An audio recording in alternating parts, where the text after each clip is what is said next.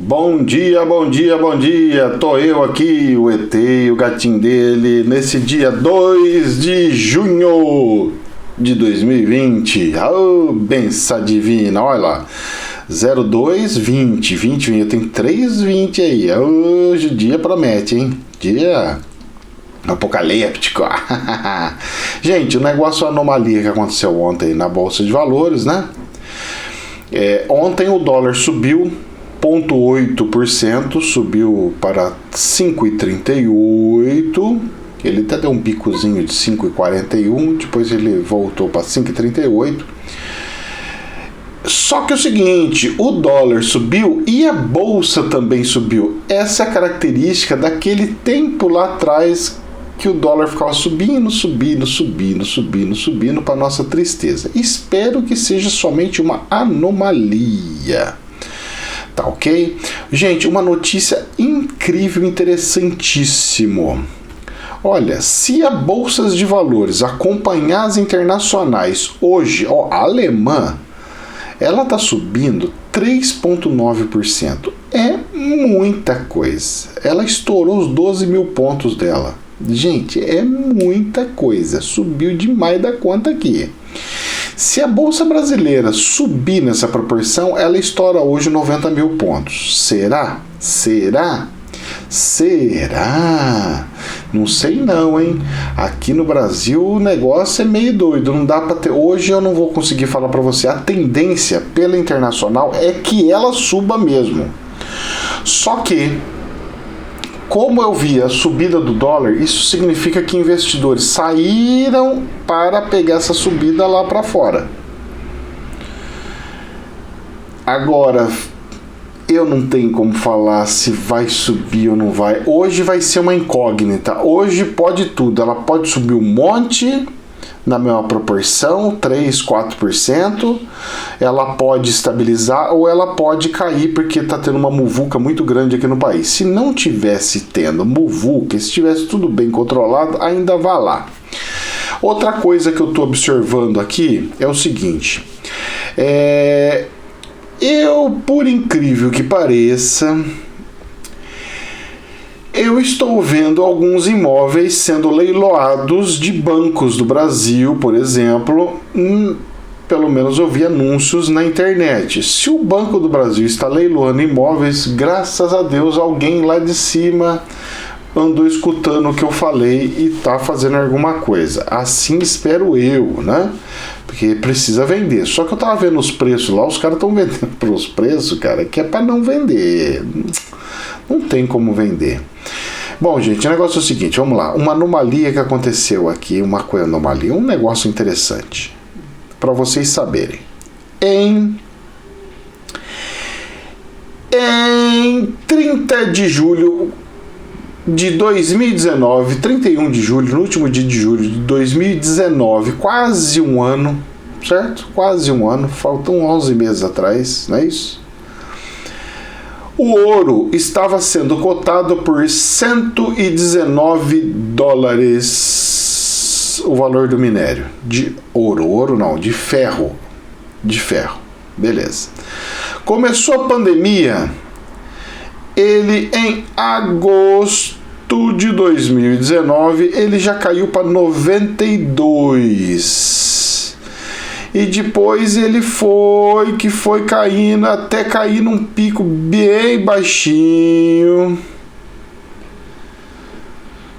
que foi em 12 de novembro de 2019, ele chegou a 82 dólares o minério de ferro. Agora, a partir do dia 7 de maio, começou a subir esse tal do preço do minério de ferro. E subiu, e subindo. E depois ele continuou subindo. E vou falar pra você, e ontem deu um estirão. Ele está hoje sendo negociado a 101 dólares. Isso daí pode ser o seguinte, porque conforme as empresas de a mineração teve que ir fechando por causa da retração, elas foram diminuindo a sua potência. Alguns desligaram fornos, outros desligaram setores, fecharam setores, etc, etc. Ou seja, começou a diminuir a oferta. E agora, com a volta do crescimento, volta a querer a demanda.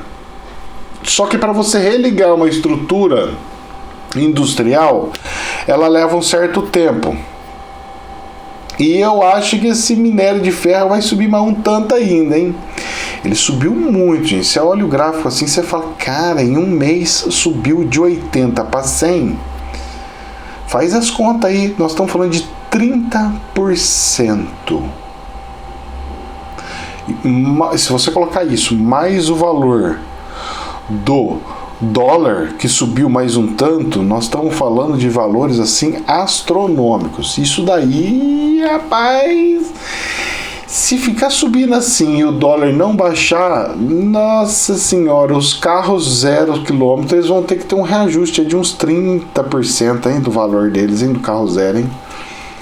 É bom, quem tá pensando em comprar um carrinho usado, um carrinho, é bom antecipar se o dólar não cair. Se o dólar não cair, veremos as cenas do próximo capítulo, né?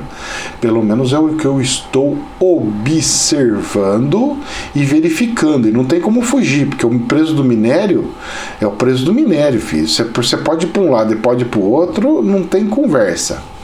Vamos lá. Vamos para as fofoquinhas aqui do Brasil? Oh, meu Deus do céu. Política.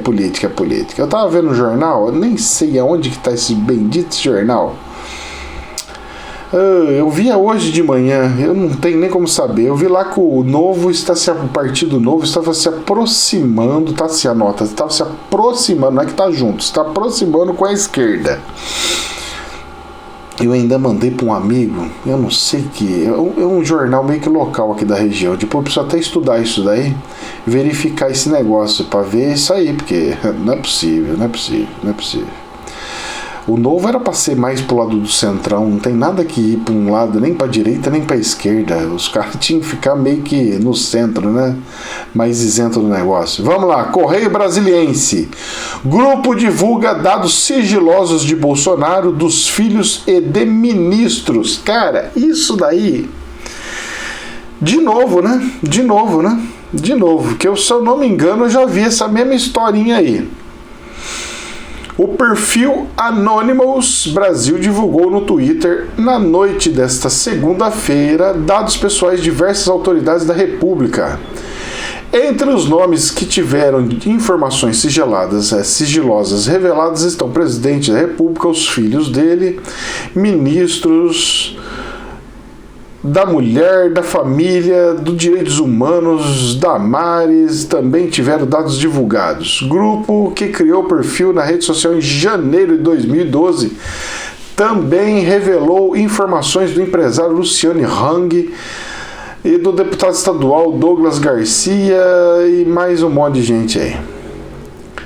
Douglas Garcia, inclusive, já se posicionou sobre a ação do grupo Anonymous Brasil. De forma criminosa, acaba de divulgar todos os meus dados às redes sociais. Para que colocar meus familiares em risco? Para que divulgar o endereço da minha casa? Os lugares onde trabalhei? Estou indo agora na delegacia fazer um boletim de ocorrência. Nossa Senhora. A coisa tá feia, hein? Ó, isso daí é um problema muito sério. Por quê? Porque as pessoas costumam ir na casa dos outros, né? Do mesmo jeito que descobriram antes que a casa do governador aqui do estado de São Paulo começaram a fazer protesto lá. Isso daí é um problema sério, sabe? É uma coisa muito séria. A gente não pode envolver a vida particular com vida pública. Mas ele virou público, mas não é assim, gente, não pode fazer isso aí. Se fosse assim, então, todos os artistas da televisão falam, eu tenho que ver tudo o que está acontecendo, mas não é assim. Isso daí vai dar pano pra manga. Rapaz do céu, sabe? É como se fosse assim, de fato, uma guerra política acontecendo. Eu tô vendo tudo aquela saída pra rua, tudo de novo. Tudo voltando, tudo de novo, meu Deus do céu. E aí? Qual que vai ser a saída agora? A saída na época foi renascer o conservadorismo, o patriotismo. Agora a saída vai ser o quê? Gritar Fidel, venha me abençoar. Não dá, não tem mais, sabe? Nós temos que entrar num caminho, gente, do meio. Não tem mais, sabe? Não tem mais. Não tem mais estrutura para isso, não tem mais, a gente não aguenta mais. Nós, brasileiros, a gente não quer mais a esquerda. Nós, brasileiros, a gente também não quer essa direita. Nós, brasileiros, nós queremos profissionais na política, nós não queremos políticos, gente.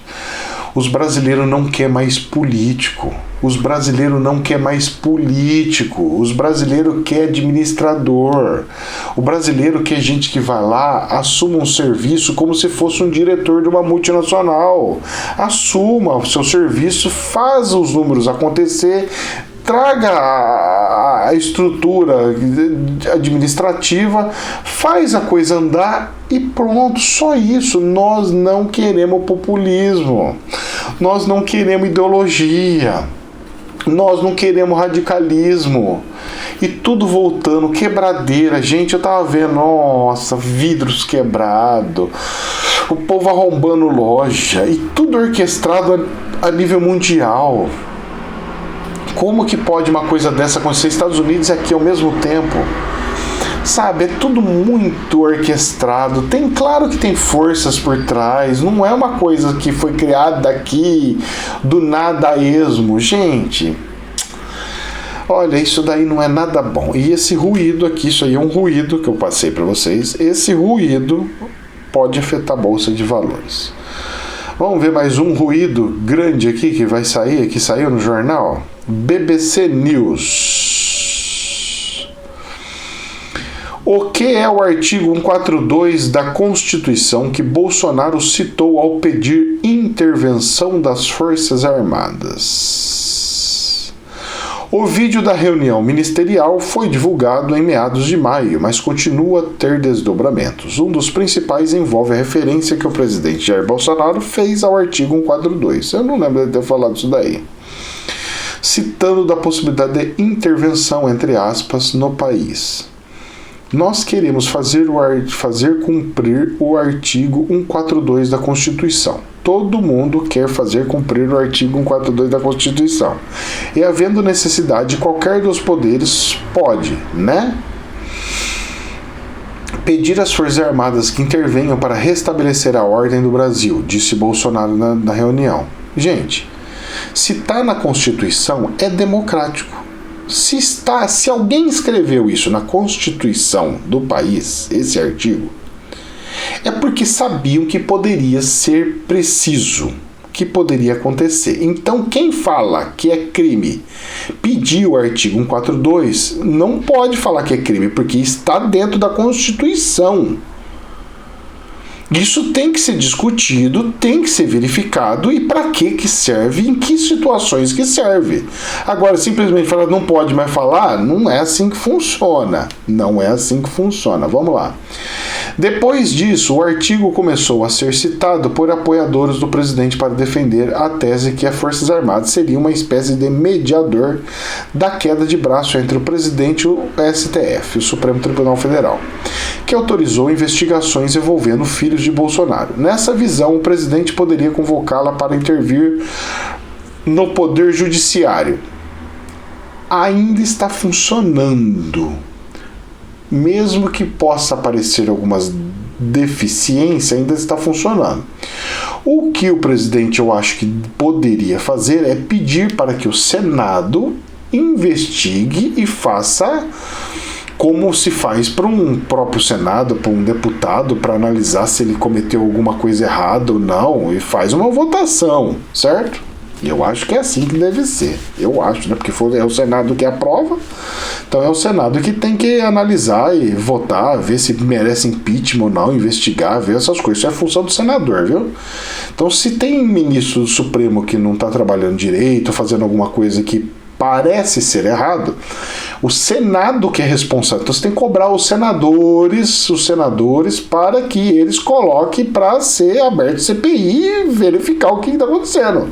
Afinal das contas, quem nomeou os que estão lá Quem indica é o presidente da República, mas quem vota, endossa, é o Senado. Então o Senado tem essa responsabilidade. Advogado Ives Gandar Martins também defendeu essa tese. No entanto, essa interpretação é considerada totalmente equivocada por juristas e professores de direito não ligados ao governo. É uma questão de interpretação. Mas, afinal, o que diz o artigo que... Vamos lá. Regramento militar. O artigo 142 da Constituição, isso é interessante que até eu quero entender. O artigo 142 da Constituição não trata de divisão entre os poderes, mas descreve o funcionamento das Forças Armadas. Segundo constitucionalistas, em nenhum momento ele autoriza qualquer poder a convocá-lo para intervir em outro. As Forças Armadas, constituídas pela Marinha, Exército e pela Aeronáutica, são instituições nacionais permanentes e regulares, organizadas com base na hierarquia e na disciplina, sob a autoridade suprema do Presidente da República, e destinam-se à defesa à pátria, à garantia dos poderes constitucionais, por iniciativa de qualquer desses, da lei e da ordem. Bom, se ele descobrir, se o presidente da República pegar e falar, olha, esses grupos daí estão sendo uma força de guerrilha internacional que está querendo entrar no Brasil, ele pode fazer. Pronto. Enquadra aí, né? Por exemplo, eu acho também, né, porque eu não sou jurista, não sou coisa, sou um leigo. Pensa só, um contador dando opinião em outro setor. Vai vendo, Ave Maria, depois vocês veem direito aí. Ai, caramba, é só para uma reflexão, tá, gente? Roberto Dias, professor de Direito e Constituição da FGV, diz que essa interpretação de que esse artigo seria uma autorização para uma intervenção militar é absurda. Também acho. É como se a Constituição previsse sua própria ruptura.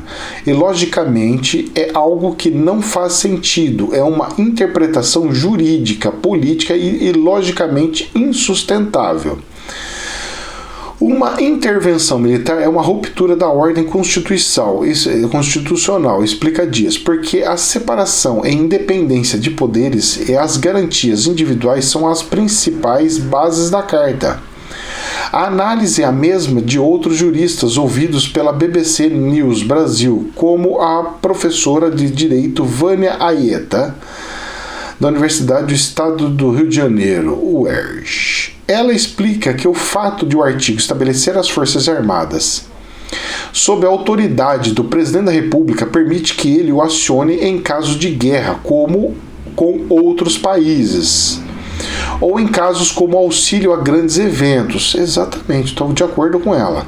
Como a Copa do Mundo, mas não dá a ele o direito de intervir em outros poderes.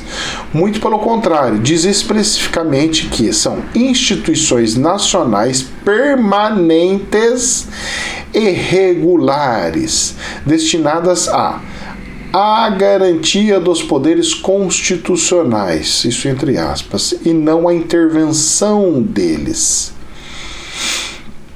É uma compreensão errônea que o presidente tem. Ele não faz uma distinção entre o público e o privado, mas é que isso daí, gente, está muito estranho. Até eu estava achando que era assim. Precisa estudar mais, sabe? Essa coisa precisa ser mais ventilada e estudada, essa lei aí, viu? Esse artigo. Sempre fala meu exército, meu tribunal, meu procurador-geral, como se fosse incorporado um caráter privado a essas funções, como se estivessem ligados à pessoa de Bolsonaro e não ao cargo do presidente da República. Eu estou de acordo com essa mulher é inteligente. Não é bem assim que funciona. O exército é nosso, não é de um presidente. Ele tem ordens, como um general tem ordens sobre a sua tropa. Então ele seria o general 6 estrelas, se assim pode explicar. O Bolsonaro não conhece o que é o governo e o que é a administração pública. Governos são formados por representantes do povo, verdade, eleitos a cada 4 anos e têm caráter transitórios. Outros a 8 anos, senadores e ministros pelos senadores. e tem caráter transitório. Já a administração pública são as políticas de Estado, ou seja, tem caráter permanente. As Forças Armadas permanecem ao Estado brasileiro não para satisfazer desejos pessoais do presidente. Diz eita. Eu achei essa mulher muito coerente, viu, gente? Vai ter gente que vai brigar com ela e comigo por estar lendo isso daí, mas eu vou falar pra você. Depois eu vou ler esse texto. É bom vocês leem, tá? Tá até na BBC News. É bom ler. Eu vou terminar de ler isso daí. Isso daí... Por que foi ventilado isso? Porque o presidente falou.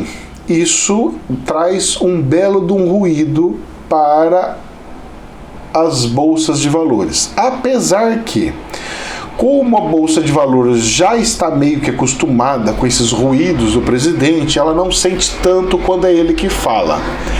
Mas sabe aquele não é ditado, tem uma parábola que fala assim: nunca pressione um inimigo num canto. E se dá o exemplo do ratinho. Se você pegar um rato, ele vai fugir de você. Ele vai ficar num cantinho. Você vai cercando ele, vai ficar num cantinho. Quando ele vê que você vai pegar ele pega e pula pra cima de você, ele te enfrenta. Você fala assim: cara, mas o rato é desse tamanhinho e eu sou gigantesco e esse rato veio pra cima de mim? Essa parábola que é a perigosa de acontecer, seja de um lado ou seja do outro. Cuidado com os extremos. Os extremos não faz bem. Tudo radical faz mal. Vamos trabalhar com amor, gente. Que as leis e regras divinas se façam presente nesse planeta, porque olha, tá faltando amor aqui, hein? Não sei o que aconteceu, apertaram o botão sem amor. Vamos lá, gente, um contra o outro e vamos sair para...